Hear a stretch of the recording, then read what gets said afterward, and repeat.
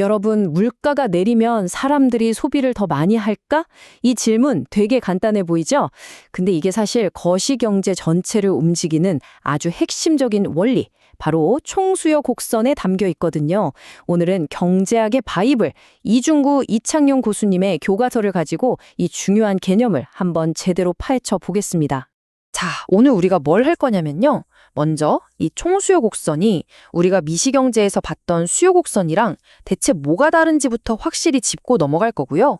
그리고 왜 하필 오른쪽 아래로 내려가는 모단인지 그 비밀을 파헤쳐 볼 겁니다. 그 다음이 하이라이트죠. 이 곡선이 대체 어떻게 만들어지는지 직접 그려볼 거예요. 그리고 어떤 힘이 이 곡선을 막 움직이게 하는지 알아본 다음에 마지막으로 핵심 내용 싹 정리하고 여러분이 한번 고민해 볼 만한 질문을 던지면서 마무리하겠습니다. 자, 그럼 시작해 볼까요? 자, 첫 번째 주제입니다. 총수요 곡선. 도대체 뭐가 다를까요? 많은 분들이 그거 그냥 피자 가격 내리면 피자 더 사 먹는 거랑 똑같은 거 아니에요? 이렇게 생각하시는데 사실은 완전히 다른 얘기입니다. 그 근본적인 차이점부터 확실하게 잡고 마시죠. 그래요. 바로 이 질문 아주 좋은 질문이에요. 피자 한 판을 수요하고 한 나라 경제 전체의 수요. 둘 다 수요라는 말이 들어가니까 되게 비슷해 보이잖아요? 근데 과연 같은 원리로 설명할 수 있을까요? 바로 이 지점이 많은 분들이 거시경제를 처음 배울 때 제일 헷갈려하는 부분입니다. 자, 이 표를 보시면 그 차이가 한눈에 딱 들어오죠? 둘 다 오른쪽 아래로 내려가는 모양은 똑같은데 그 이유가 완전 달라요. 미시경제에서 사과 가격이 내리면 사람들이 대체제인 귤 대신 사과를 더 사거나 아니면 내 월급으로 더 많은 사과를 살 수 있게 되니까 수요가 늘어나는 거잖아요. 근데 거시경제는 스케일이 달라요. 나라 전체를 보는데 우리나라 말고 대체할 다른 나라가 없잖아요. 그래서 우리는 자산효과 같은 전혀 다른 렌즈로 이 현상을 봐야 하는 겁니다. 제가 방금 자산효과라는 말을 썼죠? 네, 바로 이 녀석이 총수요 곡선이 오른쪽 아래로 내려가는 첫 번째 비밀의 열쇠입니다. 부유해졌다는 느낌. 이게 대체 무슨 소리인지 지금부터 자세히 알아보겠습니다. 바로 이 자산효과라는 건데요. 원리는 생각보다 되게 간단해요. 예를 들어서 물가가 전반적으로 쫙 내렸다고 쳐봐요. 그러면 어제 10,000원으로 살 수 있던 것보다 오늘 더 많은 걸 살 수 있겠죠? 다시 말해 내 지갑 속에 있는 현금이나 은행 예금에 실질적인 구매력이 올라가는 거예요. 그런 기분상으로 나 좀 부자가 된 것 같은데? 이렇게 느끼게 되는 거죠. 이 흐름을 보시면 그 연쇄 반응이 한눈에 보입니다. 자, 1단계 물가가 내려갑니다. 그러면 2단계 내가 가진 돈의 실제 가치가 올라가죠. 3단계, 소비자들은 나 부자 된 것 같아? 라고 느끼게 되고 그럼 어떻게 될까요? 4단계, 자연스럽게 지갑을 더 열어서 소비를 늘리게 됩니다.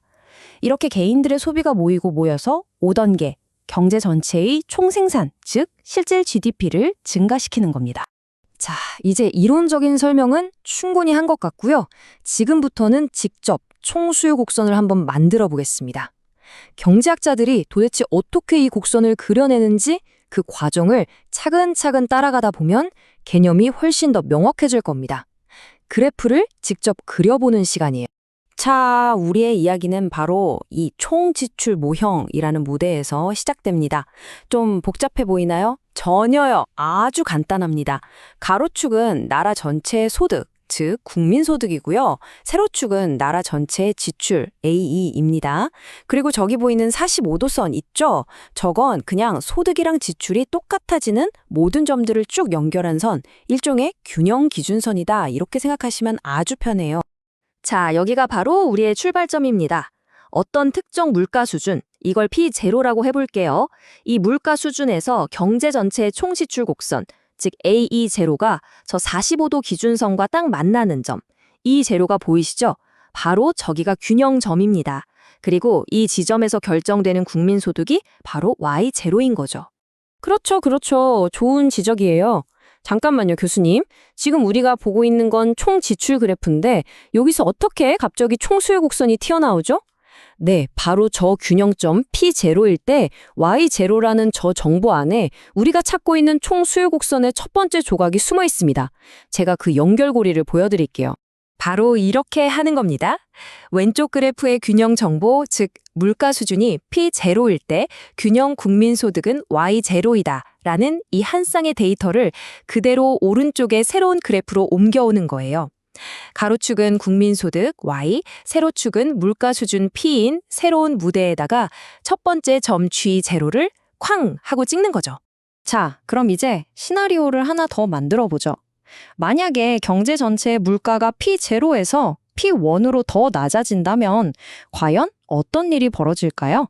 아까 배운 자산 효과 다들 기억하시죠? 물가가 P1으로 하락하니까 사람들이 나 부자 됐네 느끼면서 소비를 늘리기 시작합니다. 그 결과 모든 소득 수준에서 지출이 늘어나니까 총 지출 곡선 자체가 A0에서 A1로 위로 점프를 하는 거예요. 그러면서 새로운 균형점 E1이 만들어지고 국민소득도 Y1으로 증가하게 되는 거죠. 그리고는 방금 했던 작업을 그대로 반복하는 겁니다.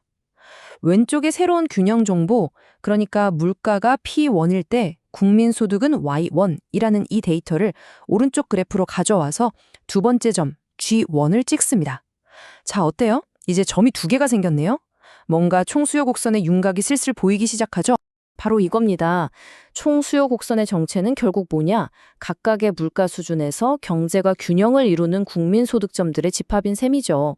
이렇게 찾은 G0, G1, 그리고 물가가 더 높을 때의 G2 같은 점들을 쭉 연결하면 마침내 우리가 찾던 오른쪽 아래로 내려가는 총수요 곡선, AD가 탄생하는 겁니다.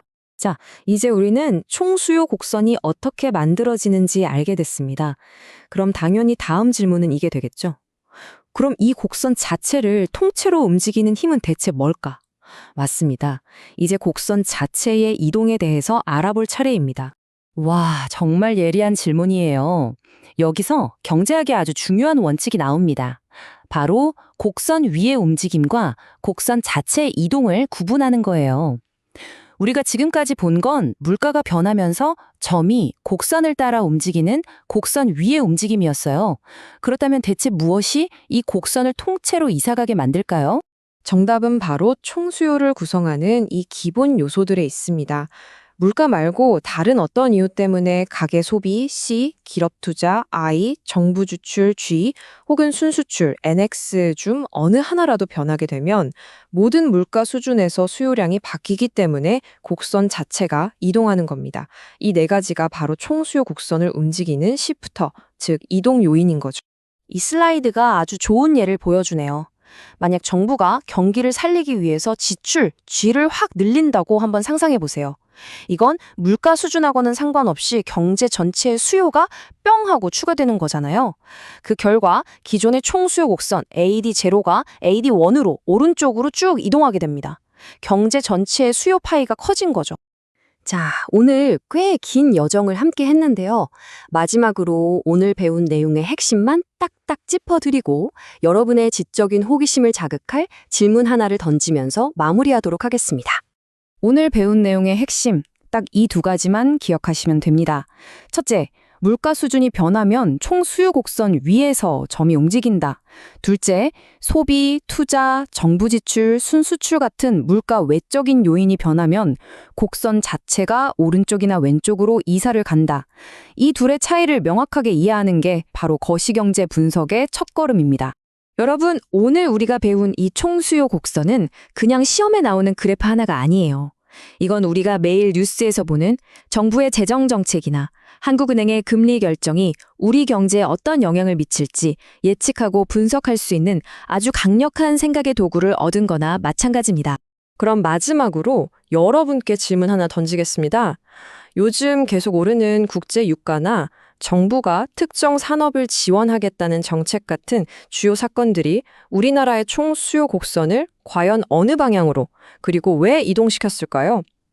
오늘 배운 분석 도구를 한번 직접 사용해서 생각해 보시고 댓글로 여러분의 멋진 분석을 남겨주세요.